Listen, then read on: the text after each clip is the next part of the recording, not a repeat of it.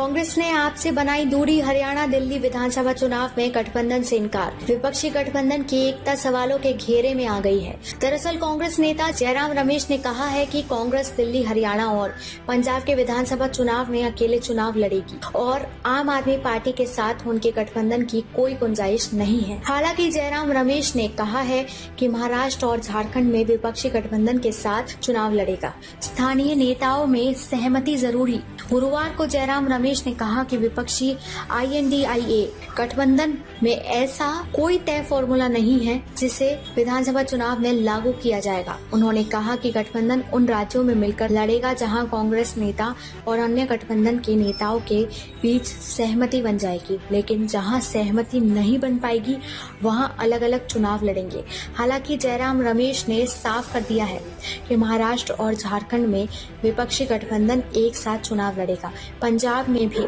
अकेले चुनाव लड़ेंगी दोनों पार्टियां। कांग्रेस महासचिव जयराम रमेश ने कहा, पंजाब में विपक्षी गठबंधन का कोई जनबंधन नहीं है। हरियाणा में हमने आम आदमी पार्टी को लोकसभा चुनाव में एक सीट दी थी, लेकिन मुझे नहीं लगता कि विधानसभा चुनाव में कोई गठबंधन होगा। आम आदमी पार्टी ने खुद कहा है कि विधानसभा चुनाव में गठबंधन नहीं होगा। आम आदमी पार्टी और कांग्रेस ने दिल्ली और हरियाणा में मिलकर लोकसभा चुनाव लड़ा था, लेकिन पंजाब में दोनों पार्टियां अलग अलग चुनाव लड़ी थी। पंजाब में कांग्रेस के बेहतर प्रदर्शन के बाद कहा गया कि दिल्ली में आम आदमी पार्टी के साथ गठबंधन से पार्टी को नुकसान हुआ और अगर पार्टी अकेले चुनाव लड़ती है ज्यादा बेहतर प्रदर्शन होता है। यही वजह है कि अब कांग्रेस ने आम आदमी पार्टी से दूरी बना ली है और विधानसभा चुनाव में अकेले दम पर चुनाव मैदान में उतरने का ऐलान कर दिया है। जयराम रमेश ने बंगाल विधानसभा चुनाव में भी अकेले चुनाव लड़ने के संकेत दिए, लेकिन उन्होंने ये भी कहा कि स्थानीय नेताओं की आपसी समझ और परिस्थितियों पर बहुत कुछ निर्भर करेगा। महाराष्ट्र में कांग्रेस का शिवसेना, UBT, NCP, SP के साथ गठबंधन है।